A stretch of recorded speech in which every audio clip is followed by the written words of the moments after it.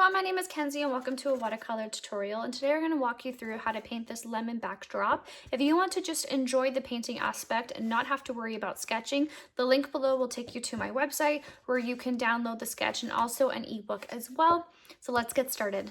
So this right here is my Winsor Newton watercolor paints that I have taken from the tube and put it inside this palette that I got off of Amazon. I have a tapping cloth right here. It's always good to have one. That way you don't have excess water on your page. I also have my two water cups right here. One I use for cool paints and one I use for my warmer paint colors. I also have right here my dryer. I like to use this to speed up the process between layers. These are the brushes that I use. These are the silver black velvet. I have size 12, 4, and 8, and these are the round tip brushes. So these are also some other brushes that I like to use as well. If I have a large area like a landscape, I'll typically use this brush. And this oval brush that I have right here is really good for florals and other things as well. So I do like these two brushes. I don't use this kind of brush often, but it is good to have if I'm painting bricks or other details in my painting. So I do have this one handy. These two items I use all the time. This is called masking fluid. It acts as a cover. So wherever I put this masking fluid, let it dry, I can paint over top, can make sure my painting is 100% dry. I can scrape off the masking fluid and that area will be left untouched. So I use this a lot, but make sure to use an old brush because it does get kind of goopy and you'll end up with a broken brush. I also like to use bleed proof white. This is a very highly pigmented white, which will sit on top of any type of color. These three palettes I do use often. They are the Prima Marketing palettes. Today I'm going to be using the Vintage Pastels. Today I'm going to be using the Shimmering Lights. Today I'm going to be using Currants. I'm using this painting as an example. I always like to have painter's tape on hand. I like to paint down my paintings. It's easier to one, film, and to also just keep everything from moving around and it getting a little messy. It also helps to protect your desk, which you'll see mine is very worn. So it definitely does help with that.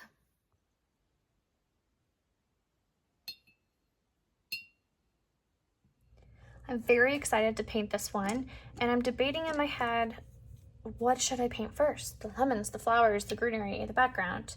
And I think I'm gonna do the background. So I wanna do the background a nice bright and vibrant blue. So coming in with a wash of the color, and I'm gonna carefully come around and start painting around my lemons, around my greenery. And there's really no technique to this other than I'm working in one section, making sure everything stays nice and wet.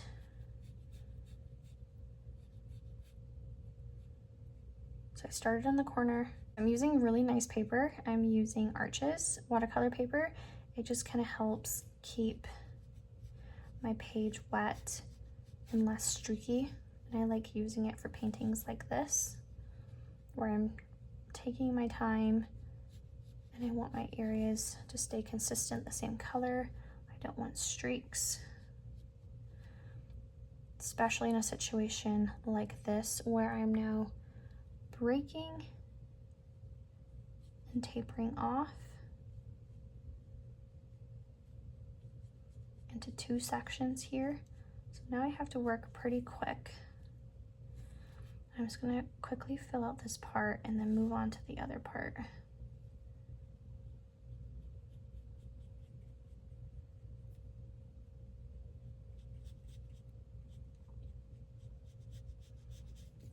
I'm gonna keep this little part wet, so I'm just adding some extra water right here to keep it nice and wet.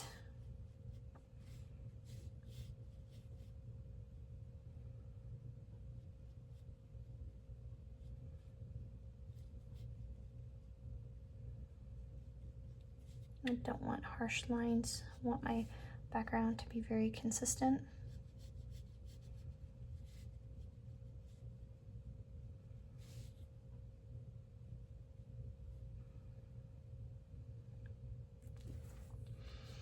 Okay, moving on to this side.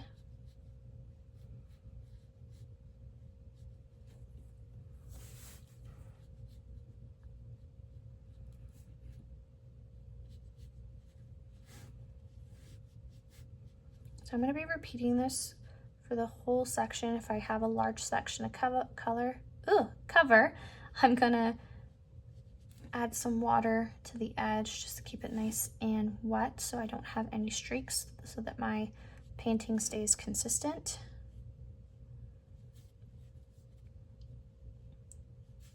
So I'm going to speed up the video so I can show you guys the next step.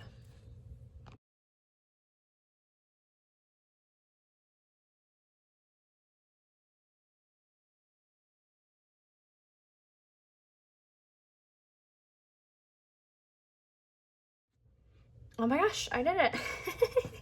So the downside of doing your background first, which I'm honestly fine with, is that I won't be able to come in now and kind of freehand some of my greenery unless I use gouache or whatever. So if you want to add more vibrancy, more greens and whatnot, don't do your background first. I am going to dry this now and then move on to the rest of my painting.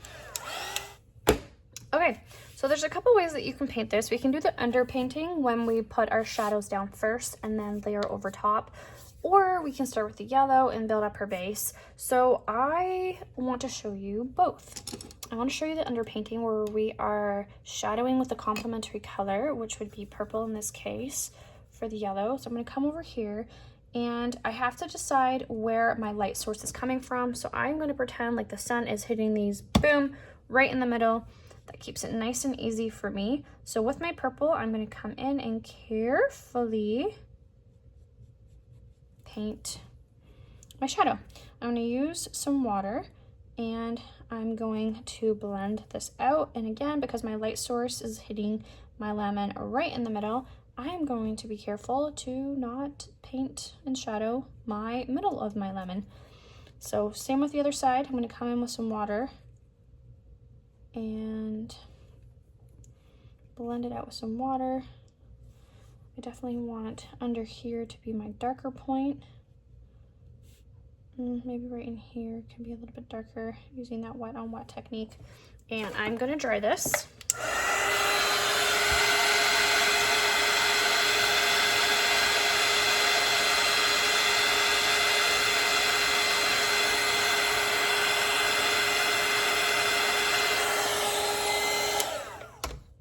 All right. I got lots of green in my yellow here. And what I can come now and do is I can just paint over top, and you'll see that the yellow just sits on top of the purple, and it is darker.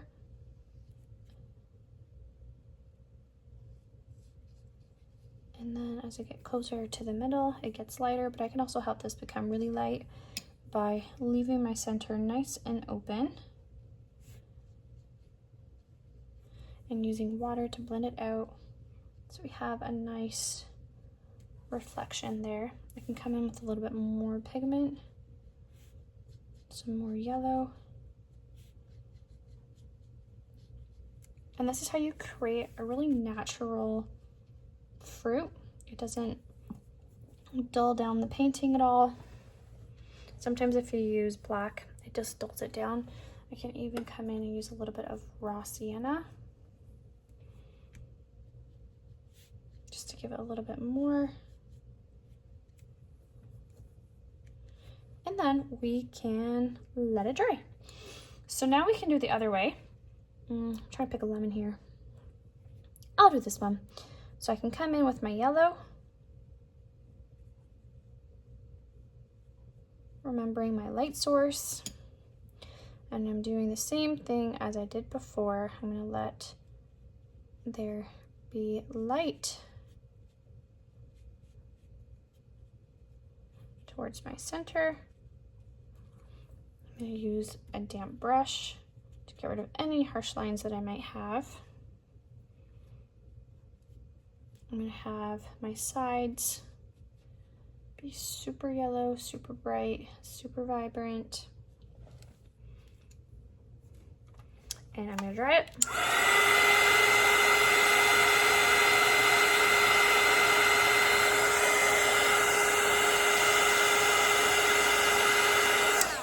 Now to me, this looks very flat, but we can also shadow over top. So I'm gonna come in with a little bit of the raw sienna. I'm gonna mix a little bit of purple into the raw sienna.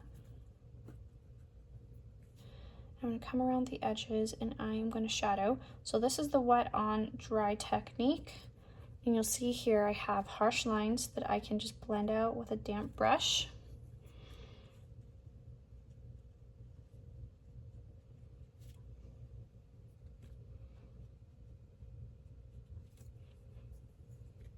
Now I want to cover some of it with some shadow. I don't need to do the whole lemon. It's mostly the edges.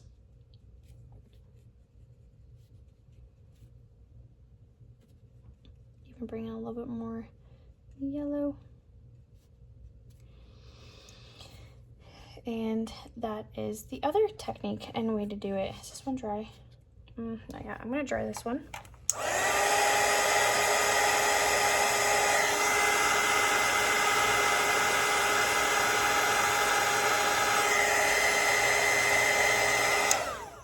And I'm gonna come in and do a second layer, I'll show you really quick, of my yellow. And now it looks bright and vibrant. I come in with a second layer of my yellow on this one. And the same as before, it looks bright and vibrant and very much like a lemon. So I'm gonna do a bit of both of these techniques for the rest of my lemons. But it's identifying what is lemon and what is a leaf right here. This is a lemon. I'm gonna come in and do the underpainting.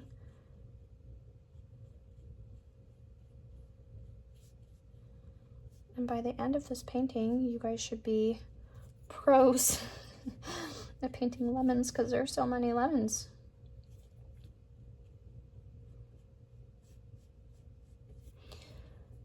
So if you are used to shadowing with black, now's a good time to practice not doing that. It really does help elevate your work when you step away from using black and use more of the complementary colors as well. I also really love shadowing with indigo. I think it's a really good shadow color.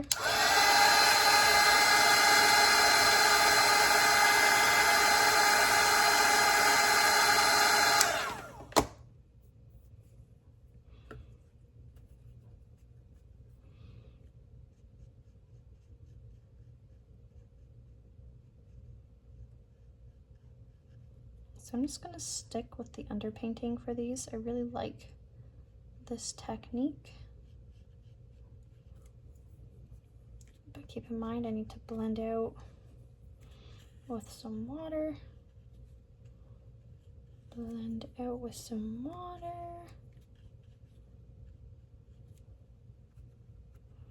I can touch different parts with darker purples.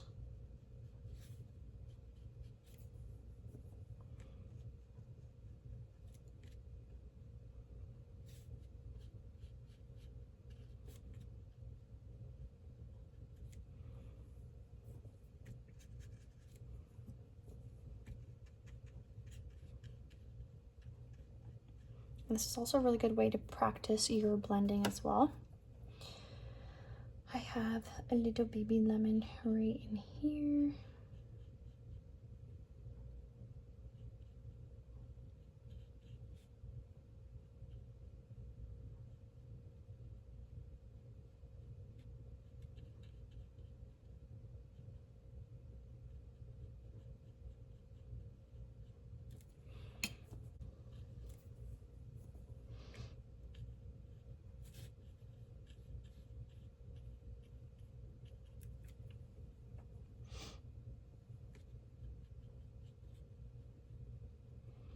Okay, so you guys get the idea of underpainting. I'm gonna come in and I'm gonna speed up my video and then just have a peek if you're not sure what's lemon and what is leaves at mine.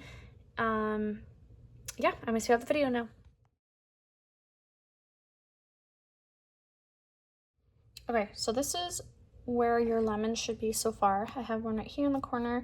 I have one right here, here, here, and here. And then I have a little hidden one right in here. So with the background, I have also noticed that I have just missed some spots, which I kind of figured would happen. There's a lot of little details going on here, so I'm not surprised that I missed some. So I'm going in here and just filling those out with those blues as I see them. Okay. Whew. Let's get on with the rest of it. So now what I'm going to do is repeat what I did before with my nice yellow. I'm going to come in over top, and sometimes if you've gone really dark with the purple, you might have to come in with the yellow a couple times.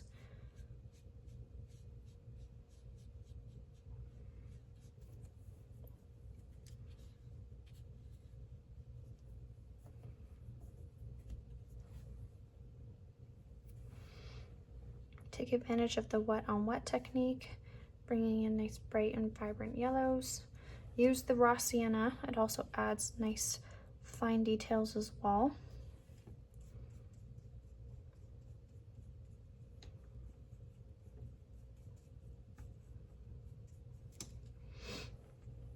When I first learned this technique, I thought it was the coolest thing. My mind was absolutely blown, and I really do like the effect that it has on my painting. I think it's really cool. And I definitely saw that my work got a lot more elevated when I started switching to not painting with black. For sure. I could see that it wasn't as dull. My painting wasn't as flat. And I used to look at my paintings and think, man, like, what am I doing wrong? Like, I don't understand. Like, I like it, but there's just something in it. It was that I was using too much gray and too much black, and it was just dulling it down too much.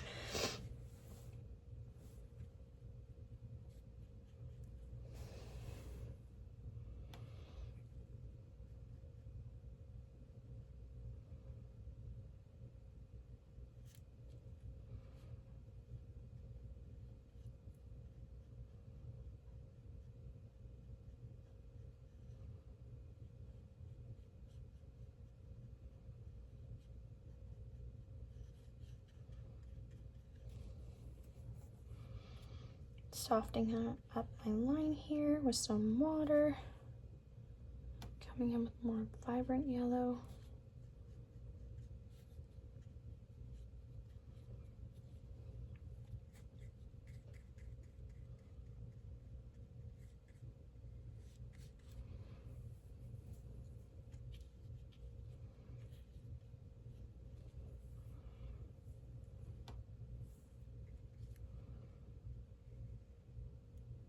So there's also the scooping technique I'll show you as well. So if I was to completely cover all of this with yellow, but I still want there to be a nice highlight, I can come in with a damp brush, so it just has water, and I can literally scoop it up and pick it up. It's not as bright as if you leave just like open white space, but it's still another option if you're struggling with the blending technique. It can be kind of tricky. Like even this one, I have to go back a couple times and just make sure my lines don't get super harsh. Where's the other one? Okay, it's right here in this little corner. There's going to be a leaf over top here, so I'm not worried about putting too much detail into this little lemon.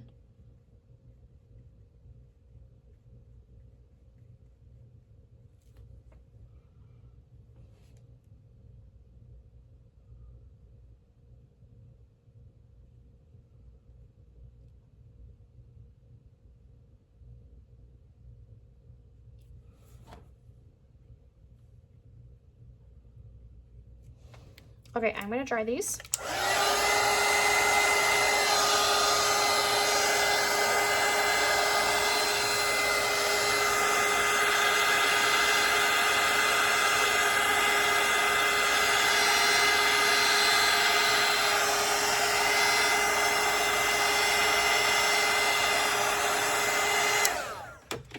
I'm gonna come in with a bit of raw sienna, especially in these corners right here where it's really, really purple. I'm gonna come in with some bright and vibrant yellows.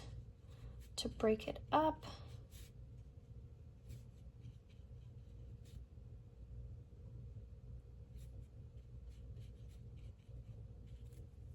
I'm going to use some water to help blend, making sure I'm not completely covering that first layer that I had down below.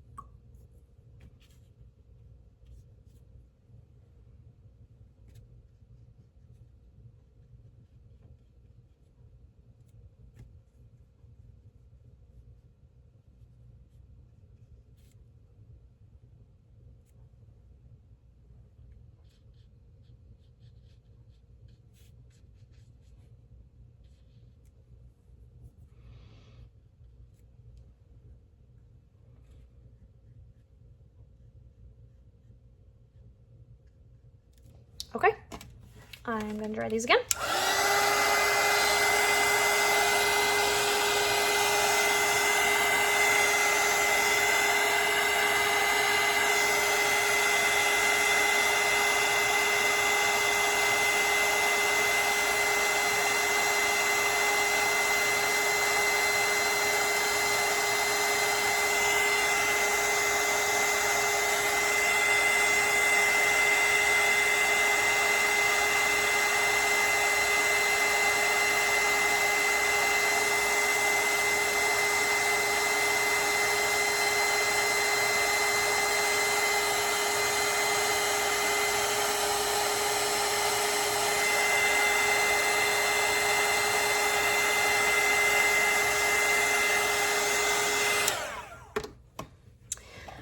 All right, so the next thing I want to do before I get fixated on the lemons, again, I'm going to fill out my greenery.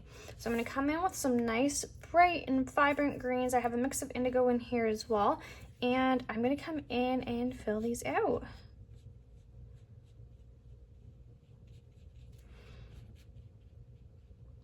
So with these leaves, once I get that first layer down, I can do a couple things. I can do the scooping technique where I can scoop up. I can grab more darker pigment with that wet on wet technique. Oops. And I can touch around different spots, really make it dark and stand out, or you can just do a bit of both. But you definitely want there to be lots of different textures and colors here. I got a little leaf right here. I don't want to cover this leaf. I want that one to be separate than this one.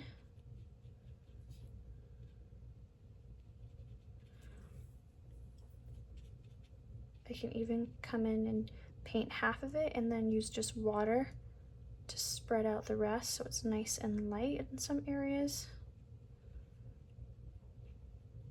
And with this particular leaf, I'm going to scoop towards the edges. I'm going to use darker, more pigment right under here, tap around so that it's nice and shadowed.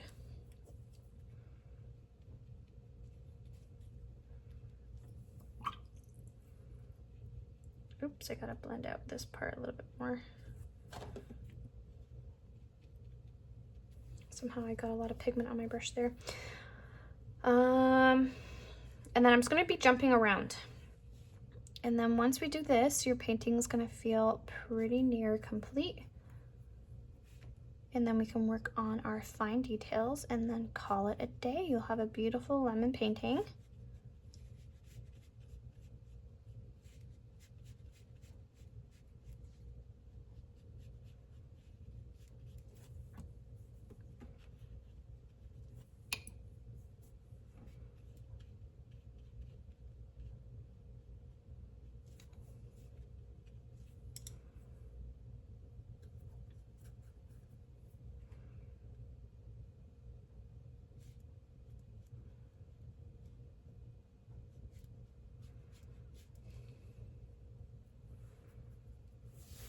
even bring in some yellow and have some more yellow leaves as well.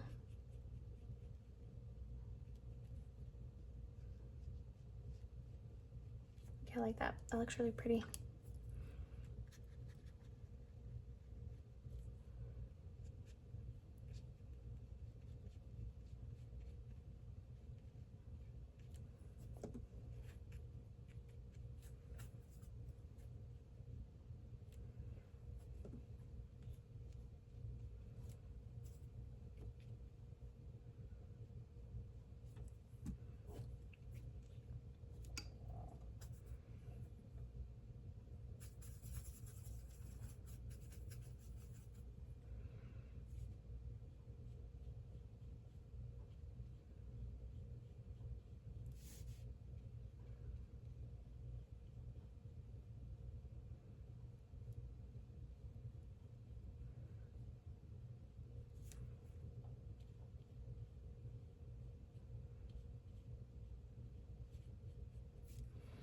Okay, so you see I just kind of outlined over here. I'm going to come in with some water, break up the lines, and blend it out.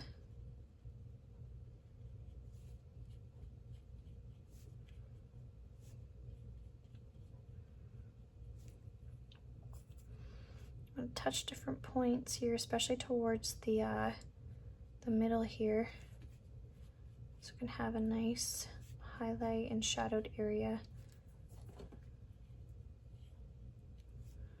Come in with that darker color a little bit down here towards my center where these leaves are connecting. I'm going to let that dry and fill in this little guy in here. So don't be afraid to try different shades of green. Got a little green right in here. So now that that leaf is dry, I can come in and fill out this leaf a different color.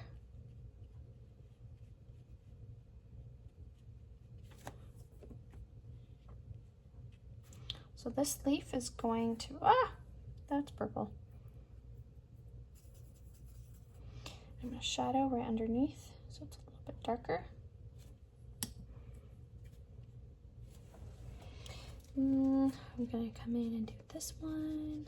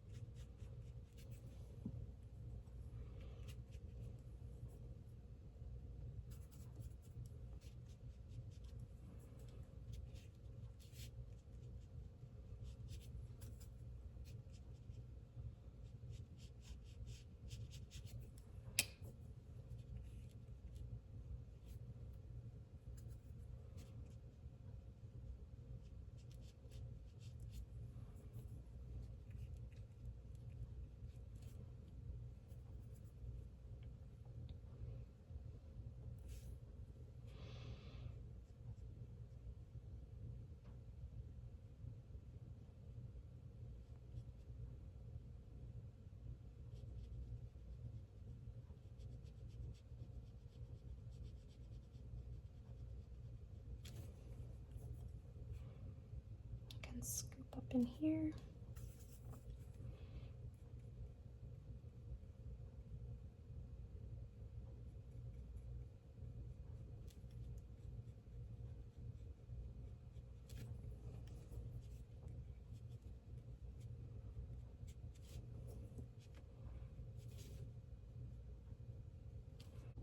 Okay, so I still have a fair amount of leaves left, so I'm going to speed up my video. You've seen how I've worked my brush, how I've moved around my colors. So I'm going to come in and finish up any of the little greenery that I have, and then we will resume the video.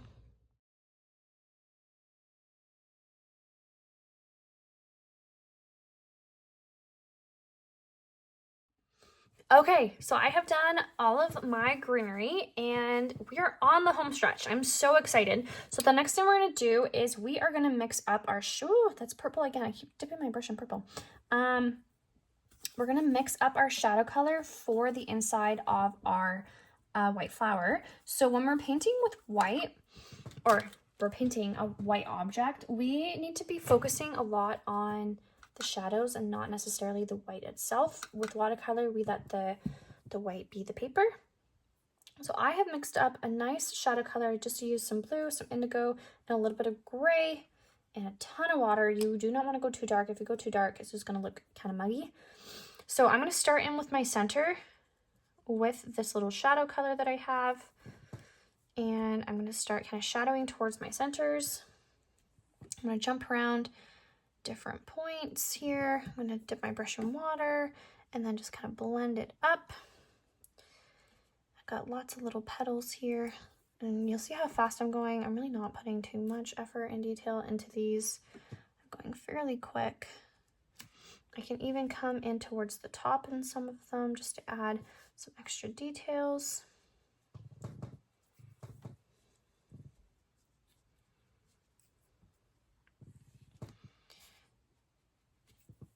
That's really dark, so I'm going to blend it out with some water. And the reason why I'm going petal by petal here is because if all of this color touches and blends out, then I'm going to be left with a big blob. And I want each petal to look separate. So that's why I'm just taking my time right now and doing petal by petal. And because I'm doing such a light wash, it will dry really, really quick. So this won't take much time at all to get through all of these little white flowers.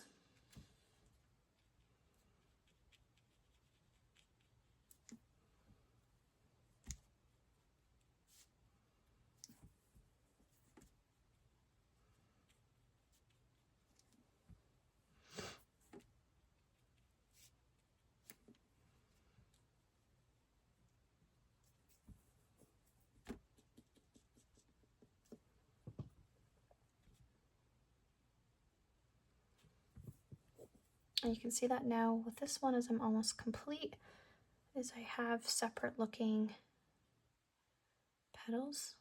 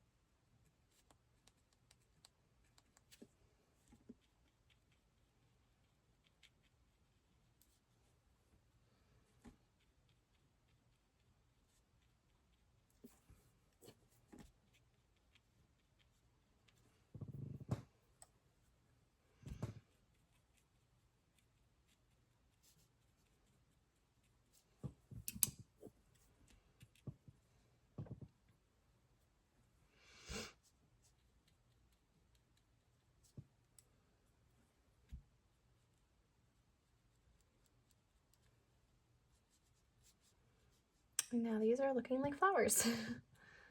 So some of them I'm just going to touch different parts at the top of the petals just to give them a little bit more detail.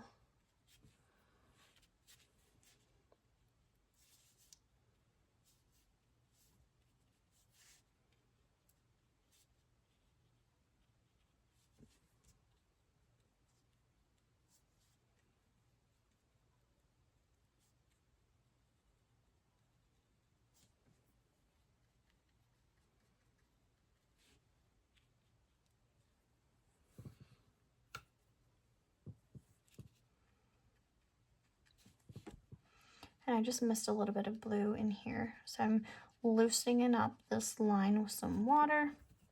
I'm going to come in and add a little bit more blue for my background over here.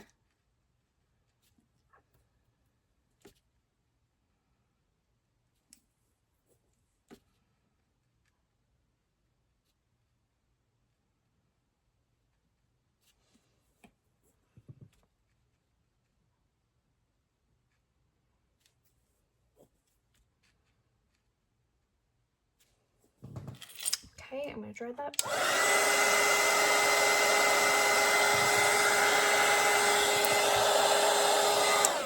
And I saw right in here, I have a little bit of green that I'm gonna fill in for some leaves.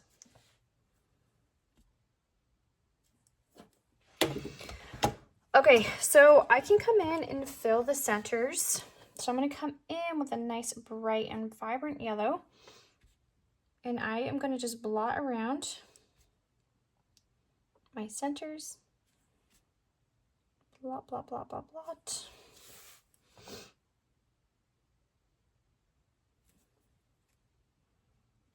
I am not doing circles. I am doing little dots, leaving lots of white space.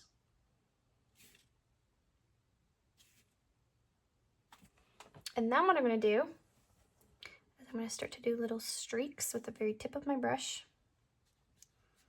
Just a few kind of coming from my center.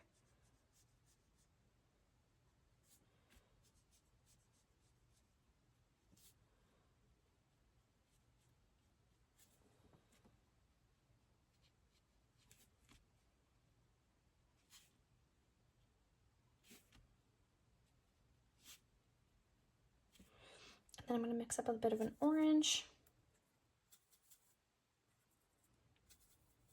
So a bit of cadmium red and cadmium yellow. And then with this orange color, I'm going to blot around and just do some dots coming from those little dots that we did, or flicks, sorry, from the centers.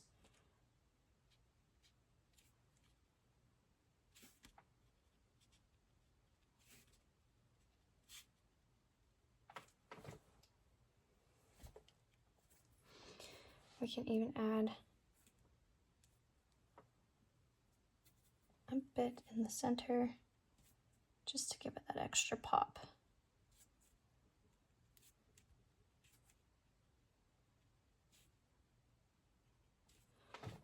Okay, so now what we can do is we can come in and just add second layers to things. We can add more green to some leaves. We can come in with some raw sienna and some more yellow. We can start to just shadow a little bit more if we feel like we need a little bit more depth on some of these, or we can just come in with the bright and vibrant yellow and just touch around different spots to just make it pop.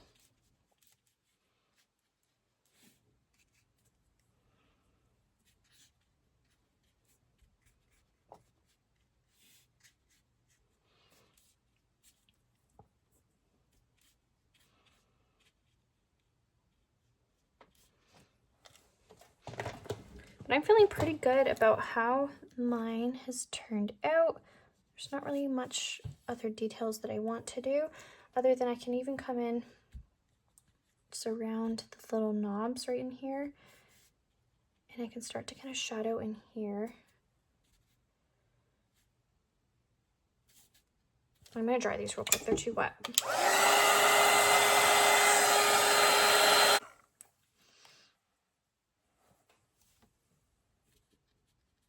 I'm gonna have to use some darker colors here, and I can start to shadow different parts where there might be more details around the tops of these lemons. Like right in this corner right in here, I definitely want to shadow this one a little bit more.